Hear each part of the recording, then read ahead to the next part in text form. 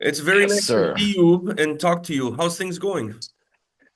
Things are good. Good to see you as well. Yeah, busy times here. City weather, super icy. Can barely walk in the streets. I guess it's something along the line of that over where you are as well. Yeah, it is. It is. And by the Yeah. way, for those that are just waking up right now, this is Björn Strid, the man, the voice, the legend. We're here to talk about the Night Flight Orchestra, the upcoming record, Give Us the Moon, out January 31st on Napalm Records. By the way, I was not gonna start with this question, but I cannot wait to hear what you're gonna say because the moment I Okay. press play on this record and I get to Runaways. And you Yeah. mentioned Queen Street, young in church Dundas. or some stuff like that. Dundas. Yeah. Yeah, young in. I was like, what? Am I hearing this correctly? Like Toronto is getting a Yes. massive shout out on the Night Yeah. Flight Orchestra record. Did you live in Toronto? Like, what's the connection? Yeah. I lived there for 4 years. Like I would say from 2011 till 15, yeah. That's when I moved back to Sweden, yeah. So Wow. yeah, I used to live there. Yeah. So yeah, there's definitely a connection. And yeah, I haven't really been back much since. So it's kind of like my makeup song with Toronto. I love the city and I miss it dearly. Really do. I miss the hockey because I don't want to watch hockey here in the middle of the night. So I lost all of that when I moved back home. So there's a lot of things I miss. Let me just say this. Thank you very much for putting Toronto on a song. We don't get a lot of those. So Okay. it was About super time. cool. Like I honestly I had to like pull the track back and I'm like, am I hearing this correctly? Like what's happening here? I'm like, Yeah. it was so strange to see Toronto featured on one of your songs. I love it. And on behalf of all Torontonians, thank you very much for doing that. Well, thank you. Thank you. That's you know what's it's kind of funny because I just finished reading the Matt Sundin book as well, and it really brought me back as well. Yeah, I mean he's a legend, quite a legend in Toronto as well, Matt Sundin. I know the eternal Yeah, talent. Like the he is a legend in exactly. Toronto. His Yeah, number is up on the rafters. The guy has exactly. it's his home away from home here in Toronto, and we miss him a lot. Like what a great player he was. Yeah, absolutely, absolutely. So let's talk about a little bit about the record. Mm. Coming into this album, did you have a clear vision of what this record needed to be, specifically considering where the two previous albums kind of left things off? I don't know if I had a clear picture, or I mean, us as a band. I mean, we went through quite a lot with the passing of David, our guitarist. And I mean, I started the band with David, so that was a lot to take in. It's still quite surreal, but we had to grieve and go through quite a bit of things, and then sort of regroup and find the joy in the music again. I mean, the two Aromantics, we're really proud of those albums, but some of the material was, shining through where David was in his life at that point, and he was on a really dark path, and I think we felt like we needed to write something that was super empowering and encouraging and overall positive. That being said, it doesn't mean that it's like a happy disco album. There's so much more than that. It's super, multi-layered, and we really felt that we needed to make ourselves proud, and also David, that was sort of the how can I say, the guiding star and all of this. And so I don't think there was like a plan, like a master plan exactly of how it would sound, but we knew it had to be something really uplifting after everything we've gone through as a band. And I feel like, you know uh, we wanted to give that to ourselves and to David wherever he is right now, and to his family. So that was sort of the guiding star in all of this. Do you see this album more as a conceptual record, specifically the way the album is designed, with the intro that it has, and then some of the interludes that are built into the tracks that allow you to kind of like go on this flight with you guys. So do you see that as a way of bringing these songs together, or do you see it beyond that more as an overall concept? I mean, it does connect the songs because I mean it's not really a conceptual album in that sense because they tell very different stories. Some of the stuff, I mean, you already mentioned Runaways, which is very much of a connected to real life, and experience my time there, and then there are songs that are more or less, fiction and sort of spaced out, and then so it's but somehow you need to connect those songs, and I think they are connected through the melodic language. I mean, you mentioned that, I mean, there's intros and passages and all that stuff, and somehow it works, and but as far as like a lyrical concept, they are, I would say, quite different from each other. But one thing that we wanted to bring back was because we've had it a lot in the past, and that the city names, street names, actual names of people, so that's something that we really wanted to bring back because that really gives it a whole new dimension when you listen to our music, which is quite cinematic, I would say. And I think that this album is possibly the most cinematic album so far for us, and I think these sort of romanticized traveling is connecting the songs no matter what they're about. It definitely takes you on a journey. I find it really interesting something you said earlier about Aromatic 1 and 2 in terms of the dark path that was behind it. But those albums have still a lot of brightness in them, but Absolutely, yes. they don't reach the cinematic aspect that this record puts forward. Mm, It was really interesting for me because listening to this album, comparing it to the previous two, I felt like this album sounded for some reason bigger, and that's where the um, cinematic feel comes from it, but it didn't necessarily have the same kind of pop that some individual songs have on the previous two. Does that make mm. sense? Maybe, yeah. I mean, It's more the yeah, I collective, mean, this one, I feel. sorry, come It again? feels like this one was a little bit more about the collective, even though each song has its own individuality. Yeah, okay, yeah, I see what you mean. Yeah, no, it really feels like a whole record. I mean, it's there's 13 songs. It's a really long album, It's a lot to take in. And there's definitely some single-oriented tracks in there, but maybe it is. I don't know. I haven't even thought about it like that, but now that I think about it, you might have a point. That it feels more like a complete album, and in comparison to Aromantic 1 and 2. Yeah, And I just felt like those two was perhaps a lot easier for you guys to pick singles. And this one, I feel yeah, like when you listen to the album from start to finish, the album works a lot better as a whole. Even though you could still yeah, take the singles out, it's fine. yeah. But overall, it works a lot better as a collective.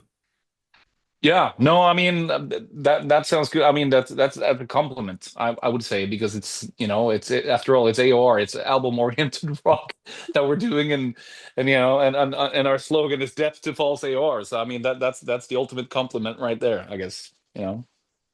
When you look at the band's sound, you guys have such a unique fingerprint. I mean, you know immediately you're listening to the Night Flight Orchestra, like 2 seconds into a track. Hmm. Where does that essence really come from? Good question. I mean, just the fact that we're able to move between different genres on the same album and still sound like us, and that to sort of everything gets connected in the end is quite a hard task, but there's just a great communication among us as musicians and songwriters.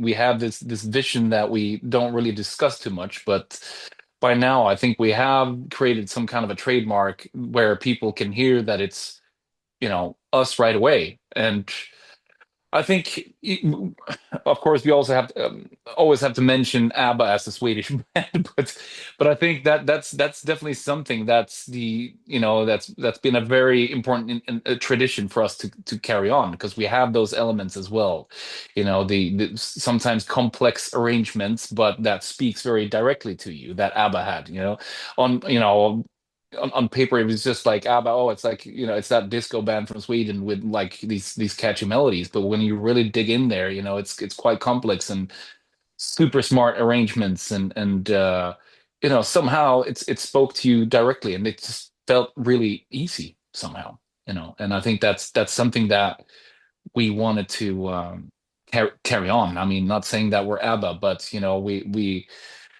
we like to try but to sort and to be really and there's so many bands and artists out there being inspired by ABBA, of course, but it's I think I love how multi-layered ABBA is as well, and that's where that sort of we talked about the darker elements, and and that's definitely something that we still want in this band, and we still do, because the ABBA melancholy is something really special. That's a Swedish tradition right there, and that's something that we also cherish. And I think you can hear that on the new album as well. It might not be the darkest of albums, but it definitely has that balance between the euphoria and sort of melancholic passages and stuff running I through have, it. I have two questions to ask you about the sound on the record. And the first one I want to ask you is this album sounded to me like the bass had a little bit more impact than what we've seen on previous records. Has your bass player hijacked the Night Flight Orchestra's playing?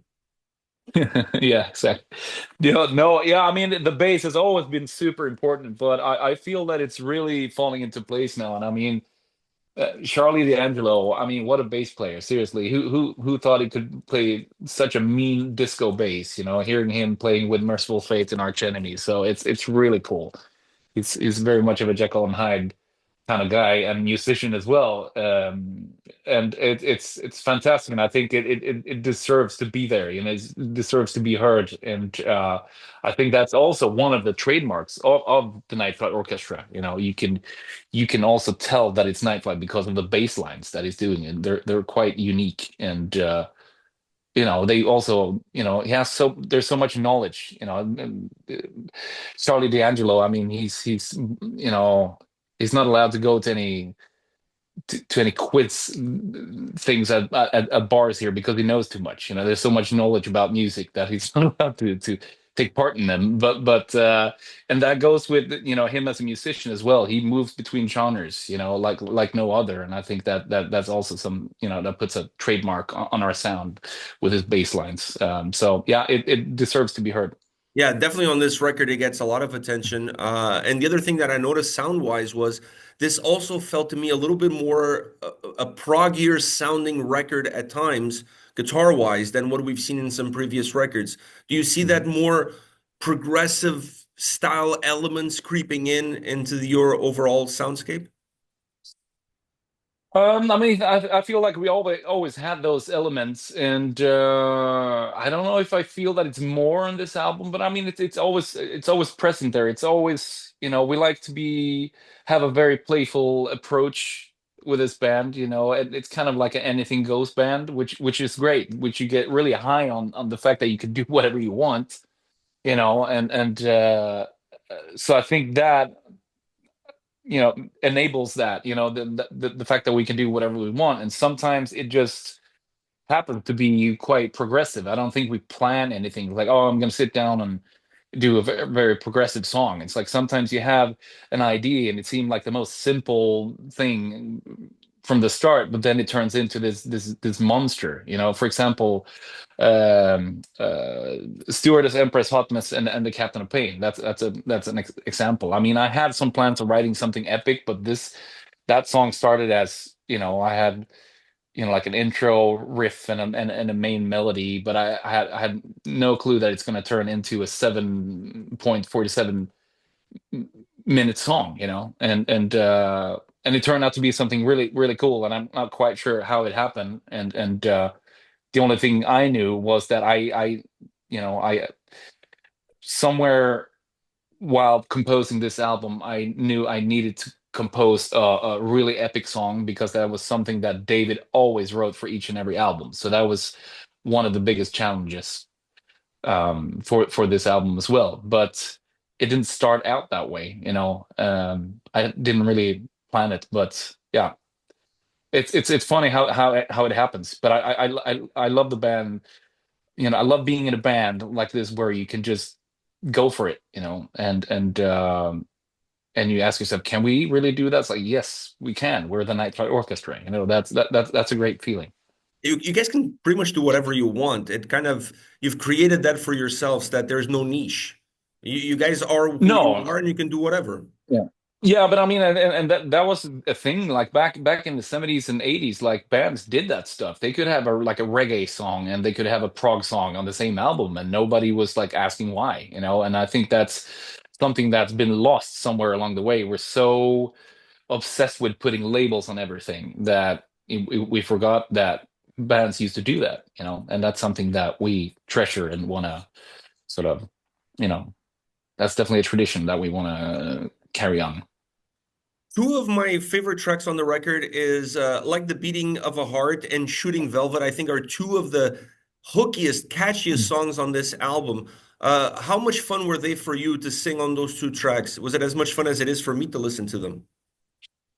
I would say so. Yeah. I mean, it's always I love recording vocals for the Night Flight Orchestra. I mean, it's such a trip, and you can do so many things, you know, and doing sort of choir arrangements and backups and here and there. It's really all over the place, but in the end, it sort of needs to be fairly direct, you know, and fairly focused. So that's always a challenge. But I had so much fun recording those two songs. Um, Shooting Velvet was, I think that was one of the first songs I wrote for the album. And like The Beating of a Heart, it's really cool you mentioned that one because that's the only contribution that David left behind that we decided to include on the album. It's a fantastic song, and I just it was actually meant for a different project that me and him were gonna start, but it didn't really take off. So when he passed away, I found the song again and I asked his family what they thought about it, and we decided to record it and do our own take on it, and it turned into something really really cool. So I'm glad you mentioned it. Yeah, it's a phenomenal Mm, song. Definitely one of my favorites, mm, if not the favorite song on the record. Now, you you cool. you have such versatility when it comes to your vocal performance. When you go into the booth, do you put in the persona that you have that is part of the DNA of the Night Flight Orchestra? Do you have these chips that you have to reset or change depending on what you're recording vocals for? I mean, for me, it's a really easy switch. I think it's fantastic to have these two bands where I get to channel just about, you know, all my influences, you know, and all my emotions, you know, through solo work and the Night Flight Orchestra. I mean, it's to me, it's very different things, you know. Some people say like, oh, solo work started to sound like Night Flight and vice versa. It's like I mean, I can see maybe the sense for melody can sort of cross over, you know, bleed over a bit, which is only natural. But it's for me, it's completely different musical expressions, you know, and so I feel like I have the best of both worlds, and for me, it's a very easy switch. So I know what sort of hat I have on when I record the vocals or compose for the two bands. But I don't really have to do that much to you know to switch between the both bands. I want to ask you one more thing about your vocals, and that is, you've worked with a lot of different artists on their songs. You've been featured on a lot of different bands' Yeah. songs. You did one with Tarja on her latest record. Mm. Um, what do you get from that experience? What do you take away from working with artists as famous as Tarja is, and then working with some Mm. bands that are pretty much almost unknown? Yeah, I mean, I've done everything from, you know, sort of black metal from Colombia to Tarja to like art rock projects to like it's yeah all over the place. I've been singing in Portuguese. I've been actually singing in Russian at one point a couple years ago.